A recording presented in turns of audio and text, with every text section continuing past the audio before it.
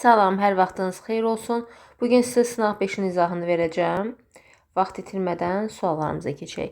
Hansı əsərlərdə xalqın yadellilərə qarşı mübarizəsindən və qələbəsindən bəhs edilir? Basatın Təpəgözü öldürdüyü boyda yadellilərə qarşı mübarizə yoxdur, sadəcə Təpəgözlə mübarizə var. Ona görə bir olmayacaq. Qaytarana borcuna ümumiyyətlə mübarizəyə yer verilməyib. İntiqam hekayəsində bizim günahsız insanlarımızın başına gətirildiyi fəlakətlərdən elə biz bir hissəsini görürük. Burada qələbədən söhbət getmir. Ona görə elə qalır 4, 5. Zeybək qızı hekayəsində görürük. Türklər işğalçıları vətənindən qovurlar. Səsli qız əsərində elə qalib hökmdar və məğlub hökmdarın təsvirinə onsa yer verilib.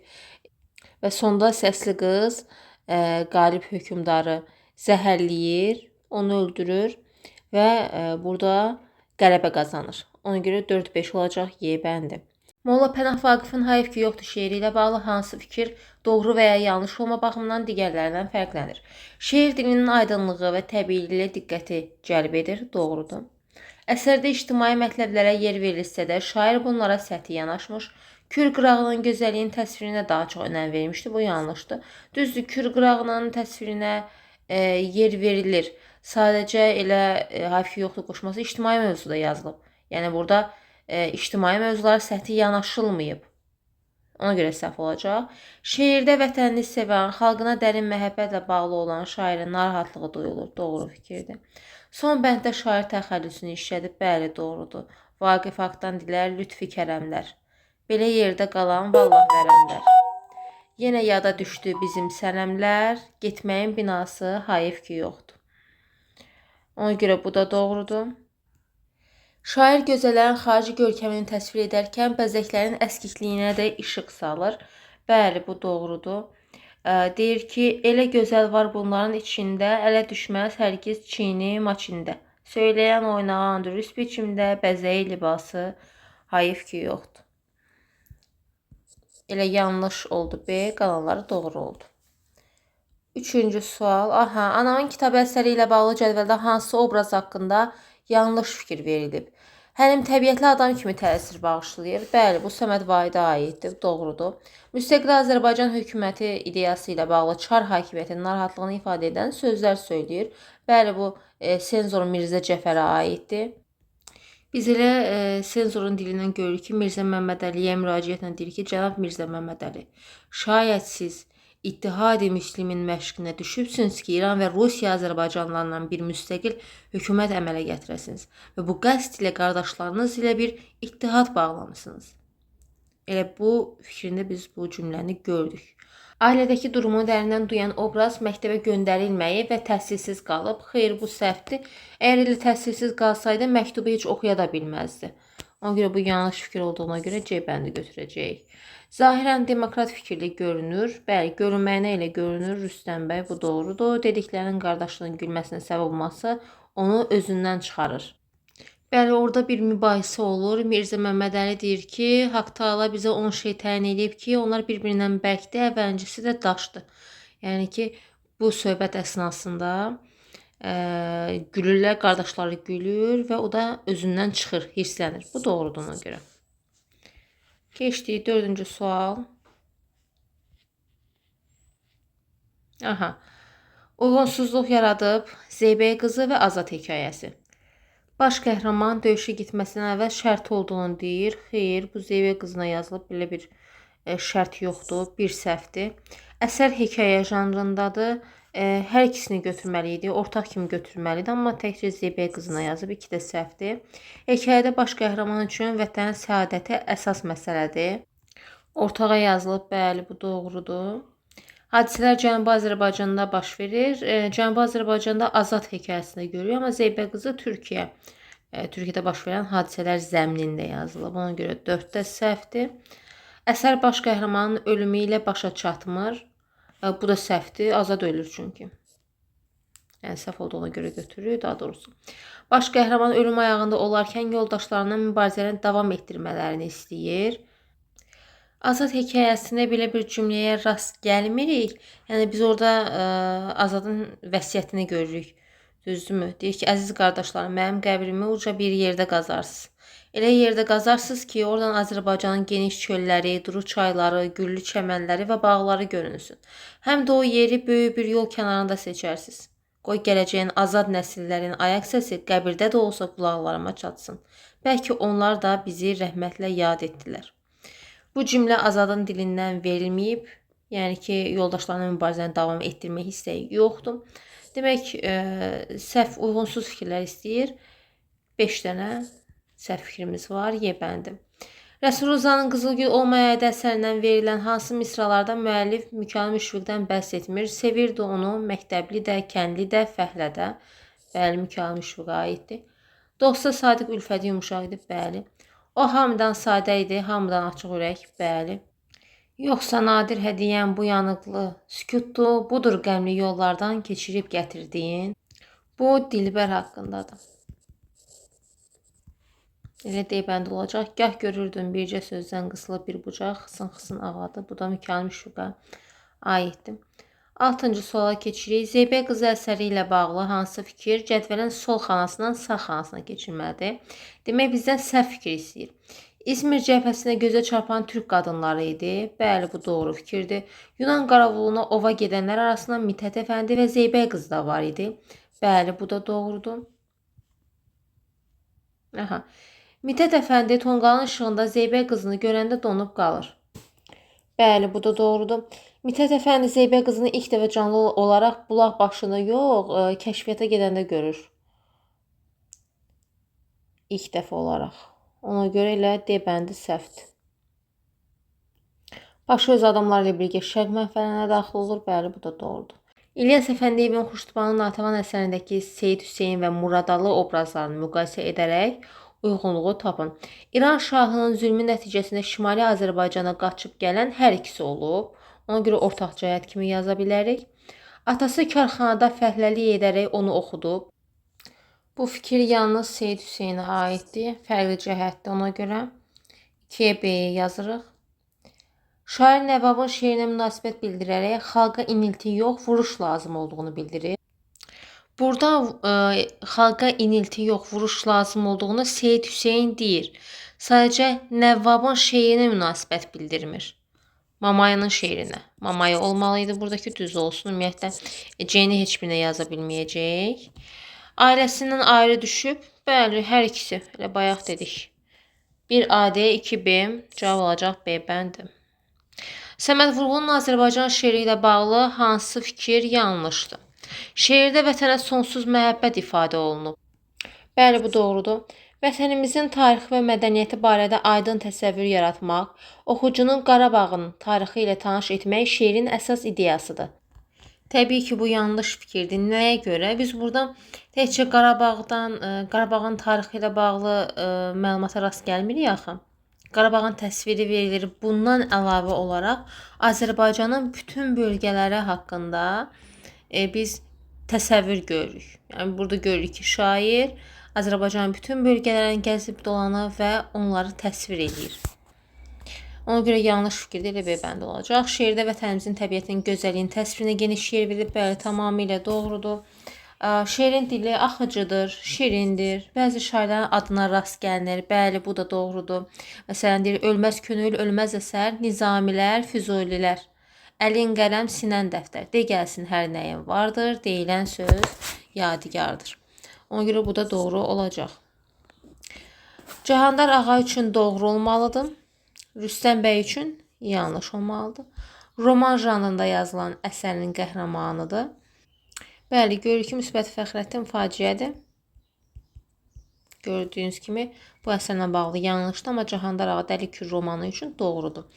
Xaraktercə ziddiyyətli obrazdır. Bu hər ikisinə aiddir. Məsələn, Cahandar ağanın ziddiyyətini biz görürük. Həm təhsilə önəm verən biri kimi çıxış edir. Həmçində öz yoldaşı olduğu mələyi evə gətirir. Bu onun geri qalmış düşüncəsi idi. Yəni ziddiyyətlidir. Rüstəm bəydə də ziddiyyətli var. Biz görürük ki, o övladlığını oxuyub, övladlarını oxudub. Lakin qan davası gedirdi burada. Yəni qisas almaq eşqi ilə yaşayırdı o. Düzdür, sonradan peşman olur. Amma ki, orada biz ziddiyyətini görürük. Ona görə bu ortaq olmalıdır. Övladlarından biri təhsillidir. Dəli Kür romanında Candar Ağada məsələn Əşrəf təhsilli idi. Rüstəm bəyin övladlarından olan məsələn Səadət təhsilli idi. Bu ortaq yazılmalı idi. Övladlarını öz şəxsi intriqalarına qurban verir. Bu Rüstəm bəy üçün doğrudur. Ona görə C olmaz. Bizə lazımdır Rüstəm bəy üçün səhv olsun. Həm şəxsi düşmənləri, həm də çar hakimiyyəti nümayəndələri ilə qarşılaşmada mərd və igid olduğunu sübut edir. Bəli, bu Cahandar ağaya aiddir. Rüstəm bəydə yoxdur. Yəni Rüstəm bəydə çar hakimiyyəti nümayəndələri görmürük də. Ona görə D bəndi götürəcək. Ailəsi ilə münasibəti anlayış çərçivəsində qurulmayıb. Bu da ortağa olmalı idi.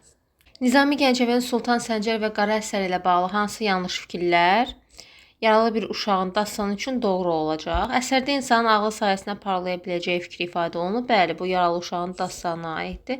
Mənzum hekayənin sonunda müəllif adını çəkmir, özünə müraciət edir. Yaralı uşağın dastanında biz ad çəkməyini görürük. Fələyin az çoxuna göz yuman gündən bəri Nizaminin işləri keçmişdir, fələkləri. Özünə müraciət yoxdur axı. Əsərdə ibrətamiz bir hadisə fonunda müəllif xalq və hökmdar probleminə toxunmuşdu. Yaralı uşağın dastanında xalq və hökmdar problemi yoxdur.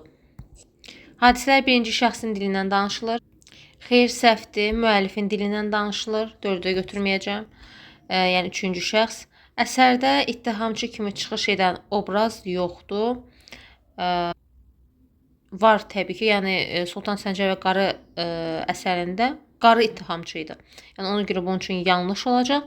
Yaralı bir uşağın dastanı üçün doğru olacaq. Cavab olacaq 1-5. C bəndi. Hansı əsərdə başqasını Kitab-ı Dədə Qorqud dastanı qəhrəmanına bənzədən obraz var? Təbii ki, bu İsa Hüseynovun Zəhər hekayəsinə aiddir. Biz elə Daşdəmirin nitqində görürük. Deyir, yoxsa Qaraca çoban kimi ağacları köklü köməkçi qoparıb belinə şəlləyib aparmaq istəyirsən? Demək, Dədə Qorqud dastanında olan Qaraca çobana bənzədir Mirqasımı. Ona görə cavab olacaq B bəndi. Mikail Müşfiqin həyat sevgisi şeiri ilə bağlı fikirlər əsasında qurulan cədvəlin sol xanalarında yalnız doğru, sağ xanalarında yalnız yanlış fikirlər yazılmalıdır. Hansı fikirlər bu şərti pozur? Baxaq. Fikirlərini sual şəklində çatdıran şair göylə əlləşən, yerlə çarpışan dostdan, aşinadan əl çəkməyə bacarmır. Bəli, bu doğrudur. Biz elə ilk bəndində bunu görürük. Ah, mən gündən günə bu gözəlləşən, işıqlı dünyadan necə əl çəkim? Bu yerlə çarpışan, göylə əlləşən dostdan, aşinadan necə əl çəkim? Bu doğrudur. Şair səmanı hissinə aşiyan, buldu xəyalına karvan hesab edir. Bəli, bu da doğrudur. Deyir, ulduzlar fikrimin çıraqbanıdır, bulud xəyalımın karivanıdır. Səma ki hissimin aşiyanıdır. Böyle bir səmadan necə əl çəkim? Bu da doğrudur. Qələminə müraciət edən şair ondan bülbülə, gülə misralar həsr etməyini istəyir. Bu yanlış fikirdir. Qələminə müraciət var, lakin bülbülə, gülə misralar həsr etməyini istəmirəm. Bəs biz sonuncu bənddə görürük, deyir, sən aldın aşını yeni hisslərdən. Ey cavan qələmim, düşmə bəhərdən. A dostlar, söyləyin, mən bu hünərdən, bu təbii valadan necə əl çəkim? Ona görə 3 yanlış oldu, 3'ü götürəcək. Könlü həyat deyə çırpınan şair yaşamaq və yaratmaq arzusundadır. Bu doğrudur, amma yanlış yazıblar. 4'ü də götürmək lazımdır. Həyatı keşməkeş sayan Mikail Müşfiq əngin fəzadan əl çəkmək niyyətində deyil. Bəli, bu doğrudur. Elə burada bənddə görürük ki, deyir, həyat dedikləri bu keşməkeşdən, qəlbimdə, qanımda yanan atəşdən, gecədən, gündüzdən, aydan, günəşdən, bu əngin fəzadan necə əl çəkim? Bu doğrudur, amma götürüb yanlış yazıblar. Elə 3, 4, 5 olacaq C bəndi. Təbiətin gözəlliyinə heyran olan müəllif onu təzadlı şəkildə, təzadlı təqdim eləmir. Ona görə 6 onsuz da səhvdir. Keçirik Koroğlu ilə Bolu bəy qolu ilə bağlı cədvəldəki yanlışlığı müəyyən etməyə. Bolu bəyin göndərdiyi namədəki hiləsini Hasan Paşa anlayır. Bəli, bu doğrudur, qabağında elə doğru yazıb. Bolu bəyin Koroğlunun üstünə hücuma getməsinə Dünya xanım sevinirdi. Bəli, sevinirdi. Çünki Bolu bəydən zəhləsi gedirdi, belə deyək. C bəndində görürsünüz, zəhləsi gedirdi Bolu bəydən. Amma qabağında yanlış yazıb, belə cavab oldu C bəndi. Qaravaş təklif edir ki, Koroğlunu quyudan çıxarsınlar. Bəli, təklif o eləyir. Amma ki, İsabalı çıxara bilir də.